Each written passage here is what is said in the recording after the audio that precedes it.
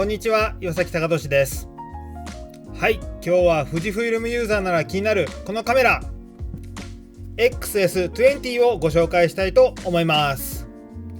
今回富士フイルムさんにお願いしましてこちらのカメラお借りすることができました。ありがとうございます。はい、こちらのカメラ、結論から言いますとちょうどよくまとまっていてすごくいいカメラだなと思いました。今日は僕が使ってみてどう思ったかをご紹介したいと思います。それでは行ってみましょう。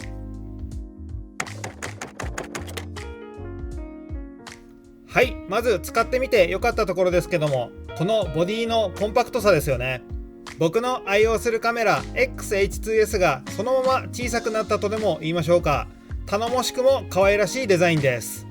サイズ感も小型の単焦点レンズとはとっても相性が良く、ささっと持ち出せるのが気に入っています。小さいレンズ数本とこのカメラでお出かけしたくなるようなところがとても好きです。あとこんなに軽いのにグリップがとってもいい感じなんですね。なんでずっと持っていたい、そんなカメラになっております。あと特筆すべきは XS10 からバッテリーが変わったのが大きいですね。最近富士フイルムのカメラで使われているバッテリーなんですけども、1日使ってもかなり持ちます。ここは結構大きいんじゃないでしょうか。 XS20 を持って何回も撮影に行きましたけども、バッテリー交換はあまりしていません。なので1回撮影行くたびにバッテリーをたくさん持ってかなくていいので、機材が軽くなるのはすごくいいと思いました。あとはこのカメラ、シャッターフィーリングが僕はとても好きだなと思いました。ちょっとシャッターの音聞いてみてください。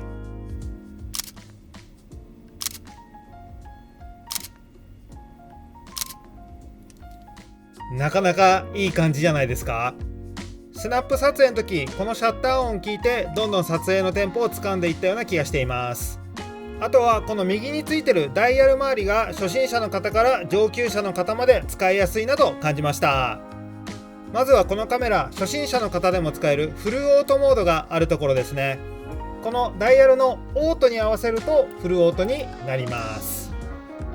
フルオートになれたら次はシーンを選択するモードがありまして、例えば人物、風景、スポーツみたいなモードですね。これを使えば初心者の方も徐々にステップアップできるんじゃないかなと思いました。ここから A モードや S モードにどんどん移行していって撮影の仕組みを学べるような気がしています。またカスタム設定が3つ登録できてダイヤルで簡単に呼び出せるのはいいところですね。僕はこのカスタム1に動画の設定をして、写真はこの M モードを使って行ったり来たりして動画と写真の撮影をしていました。これは結構やりやすかったですね。またカスタムの2のところに動画のフレームレートを変えたものを登録しておけば、さらに撮影の幅が広がるんじゃないかなと僕は思いました。あとはこの XS20、このサイズで映像の機能がめちゃくちゃ強いんですよ。 4K60p だったり 6.2K だったり、あとは外部モニターつけるとロー動画も撮れたりします。これすごいですよね。この小さいカメラでここまで動画の機能が詰まってるのは正直すごいと思いました。しかも動画撮影時、画面の枠に赤枠が表示されます。これめちゃくちゃ便利なんですよ。撮影のミスも防げるし、僕の持ってる XH2S もファームウェアで搭載されたりしませんかね。はい、次は使ってて気になったところもちょっとご紹介したいと思います。まず細かいですが、バッテリーのこの蓋が気になりました。特に閉める時なんですけども、僕の XH2S だと開けた後閉じたら勝手にロックされるんですけども、 XS20 はここをさらにカチッとして手動でやらなければいけません。ここはコストだったりサイズ感の問題でしょうがないのかもしれないですが、ここは何回も触るところなので今回上げさせていただきました。